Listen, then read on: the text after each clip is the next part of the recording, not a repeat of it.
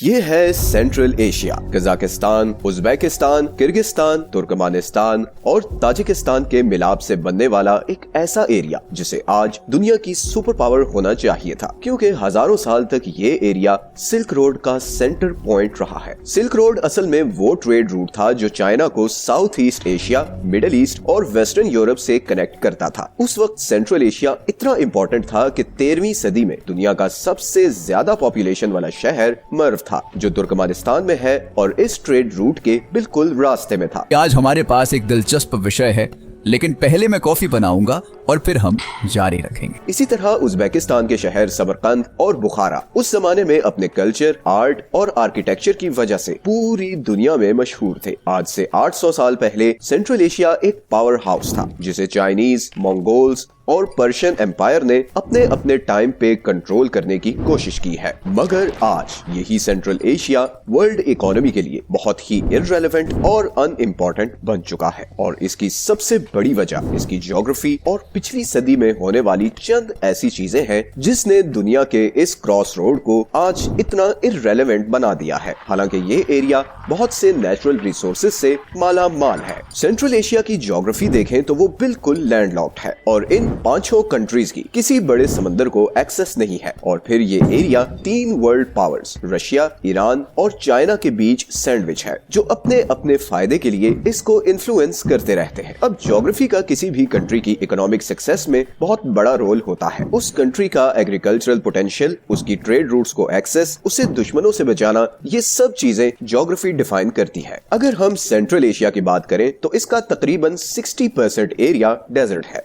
मैं उन लोगों को धीरे से याद दिलाना भूल गया जो लाइक बटन दबाना भूल गए हैं। तुर्कमानिस्तान के 70% एरिया पर कराकुम डेजर्ट है और उसकी सिर्फ 20% जमीन एग्रीकल्चर के काबिल है। इसी तरह वेस्टर्न उज्बेकिस्तान भी सारा डेजर्ट है, और इसीलिए ये दोनों कंट्रीज अपने बाकी पड़ोसियों स्पेशली कजाकिस्तान से कंपैरेटिवली गरीब हैं, क्योंकि कजाकिस्तान की नॉर्दर्न साइड एग्रीकल्चर के लिए बहुत फर्टाइल है और यहाँ पर वीट उगाई जाती है जो सारे सेंट्रल एशियन कंट्रीज को जाती है। लेकिन कजाकिस्तान की भी सदर्न और वेस्टर्न साइड खुश्क और अनफर्टाइल है। अब सेंट्रल एशिया की ज्यादातर पॉपुलेशन इधर साउथ ईस्ट में रहती है, क्योंकि यहाँ से 2 दरिया गुजरते हैं। एक है अमू दरिया और दूसरा है सेर दरिया, और ये दोनों दरिया उज्बेकिस्तान और कजाकिस्तान बॉर्डर पर मौजूद एरल सी में जाकर गिरते हैं। अब आप सोच रहे होंगे कि इन दोनों रिवर्स के आसपास की जमीन एग्रीकल्चर के लिए सूटेबल होगी, मगर अनफॉर्चुनेटली ऐसा नहीं है। असल में सेंट्रल एशिया के साउथ और ईस्ट में एटलाई माउंटेन रेंज है जो चाइना से लेकर मंगोलिया,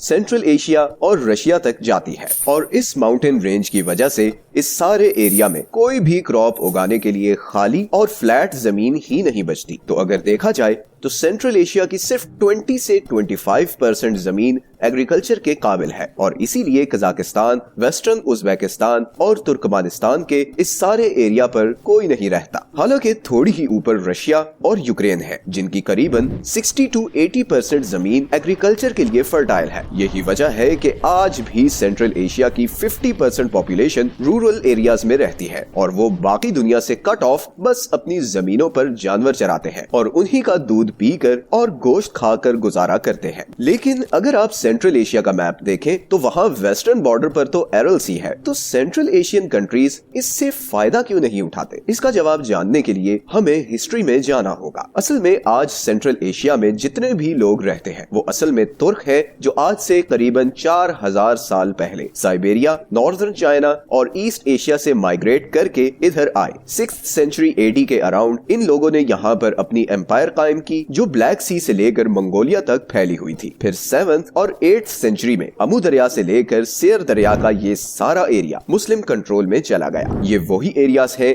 जिन्हें आज उज्बेकिस्तान, ताजिकिस्तान और कजाकिस्तान कहते हैं। फिर 13th और 14th सेंचुरी में मंगोल्स ने इस सारे एरिया पर कब्जा कर लिया और बहुत सालों तक सेंट्रल एशिया मंगोलों के कंट्रोल में रहा। 16th सेंचुरी में जब मंगोल्स का जोर टूटा तो रशियन और चाइनीज एम्पायर के बीच इस एरिया का कंट्रोल लेने की कोशिश शुरू हो गई, और फिर फाइनली 1917 में सोवियत यूनियन ने इस सारे एरिया को अपने कंट्रोल में ले लिया। सोवियत यूनियन ने सबसे पहला काम ये किया कि यहाँ पर रहने वाले 5 बड़े एथनिक ग्रुप्स कजाक, ताजिक, तुर्कमानी, उज्बेक और किर्गिज को कंट्रीज में डिवाइड कर दिया। अब इस चीज से पता चलता है कि सोवियत यूनियन को ग्राउंड रियलिटीज की कितनी अवेयरनेस थी कि उसने हर एरिया में जो भी ग्रुप मेजॉरिटी में था उसे एक कंट्री बना दिया। अमेरिका का अफगानिस्तान में सबसे बड़ा ब्लंडर यही था कि वो वहां की एथनिक रियलिटी से अवेयर नहीं था। इसीलिए 2001 में जब उसने अफगानिस्तान पर अटैक किया और तालिबान गवर्नमेंट को उल्टाया तो उसने तालिबान की जगह अफगानिस्तान का कंट्रोल ताजिक लोगों को दे दिया। हालांकि ताजिक अफगानी पॉपुलेशन का सिर्फ 30% है और वो ज्यादातर दर्री जबान बोलते हैं, जबकि अफगानिस्तान में 50% पश्तून है। और इसी का नतीजा ये हुआ कि अफगानिस्तान की गवर्नमेंट अफगानिस्तान के लोगों पर अपना कंट्रोल नहीं रख सकी और अमेरिका के अफगानिस्तान से जाने के सिर्फ 1 महीने में तालिबान ने वापस अफगानिस्तान का कंट्रोल ले लिया। सोवियत ने इस एरिया को डिवाइड तो कर दिया और यहाँ पर डेवलपमेंट भी शुरू की, मगर कम्युनिस्ट आइडियोलॉजी की वजह से उसका यहाँ के लोगों से क्लैश होना शुरू हुआ, क्योंकि यहाँ पर मेजॉरिटी पॉपुलेशन मुस्लिम थी और जो कम्युनिस्ट थे वो रिलीजियस आइडियोलॉजीज के बहुत अगेंस्ट थे। इसीलिए उन्होंने बहुत साल तक सेंट्रल एशिया में मस्जिद और चर्चेस बंद किए रखे और इस वजह से उनके लोकल लोगों के साथ बहुत खूनी क्लैशेस भी होते रहे। इसी का नतीजा ये हुआ कि बहुत से central Asians Afghanistan, middle east और सब कॉन्टिनेंट की तरफ माइग्रेट कर गए। यहाँ पर सोवियत यूनियन को एहसास हुआ कि इस तरह सेंट्रल एशिया के लोगों में रिजेंटमेंट बहुत बढ़ जाएगी और उनके लिए यहाँ का कंट्रोल लेना मुश्किल हो जाएगा। तो उन्होंने यहाँ पर डेवलपमेंट शुरू कर दी और आहिस्ता आहिस्ता रिलीजियस रिलैक्सेशन भी देना शुरू कर दी। अब यहाँ पर एक बहुत बड़ा इंटरेस्टिंग फैक्ट ये भी है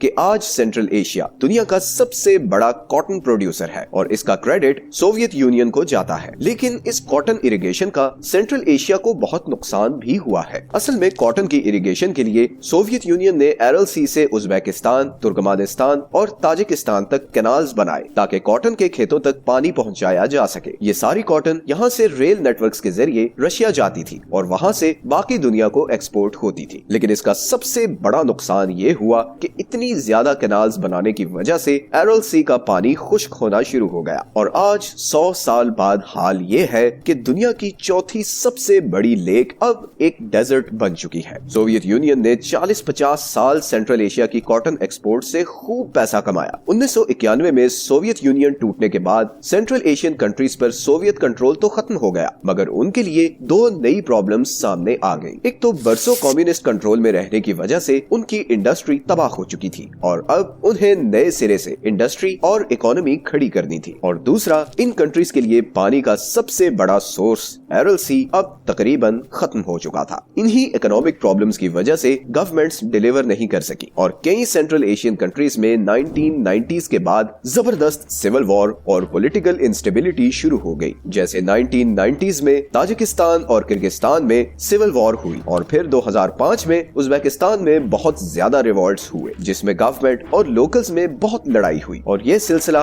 अब तक चल रहा है। और फिर ऊपर से वर्ल्ड पावर्स के बीच होने की वजह से सेंट्रल एशिया एक पावर पॉलिटिक्स का शिकार भी रहता है। जैसे आज सेंट्रल एशिया की 80% नेचुरल गैस चाइना और रशिया को जाती है, जिन्होंने ये गैस पाइपलाइंस खुद डेवलप की हैं और इसीलिए वो इन कंट्रीज से बहुत कम कीमत पर ये गैस खरीदते हैं। और फिर अब रशिया यूक्रेन वॉर के बाद चाइना और इंडिया अब मेनली रशिया से गैस इंपोर्ट कर रहे हैं, जिसकी वजह से सेंट्रल एशिया की नेचुरल गैस की डिमांड मजीद गिर गई है। तो all in all central Asia अपनी जियोग्राफी, हिस्ट्री और करंट जियोपॉलिटिकल डायनामिक्स की वजह से सिर्फ एक पपेट बन चुका है जिसे वर्ल्ड पावर्स अपने फायदे के लिए यूज करती है और फिर अपना मतलब पूरा होने पर फेंक देती है। हो सकता है कि आने वाले टाइम में अगर रशिया और चाइना वर्ल्ड पावर्स के तौर पर उभरते हैं तो शायद ये सिल्क रोड फिर से इम्पोर्टेंट हो जाए और एक बार फिर सेंट्रल एशिया ट्रेड और कल्चर का हब बन जाए। मगर फिलहाल अगले एटलीस्ट 10 साल से पहले ऐसा होता नजर नहीं आ रहा। किसी भी कंट्री की ज्योग्राफी उसकी इकोनॉमिक सक्सेस में 50% से ज्यादा रोल प्ले करती है। हमने कुछ टाइम पहले अमेरिका की ज्योग्राफी पर एक वीडियो बनाई थी और बताया था कि कैसे अमेरिका की ज्योग्राफी ने उसे वर्ल्ड सुपर पावर बनाने में एक बहुत बड़ा रोल प्ले किया है। It's a must watch video for everyone. ये है वो सारे सोर्सेज जहां से हमने आज की वीडियो के लिए कंसल्ट किया है।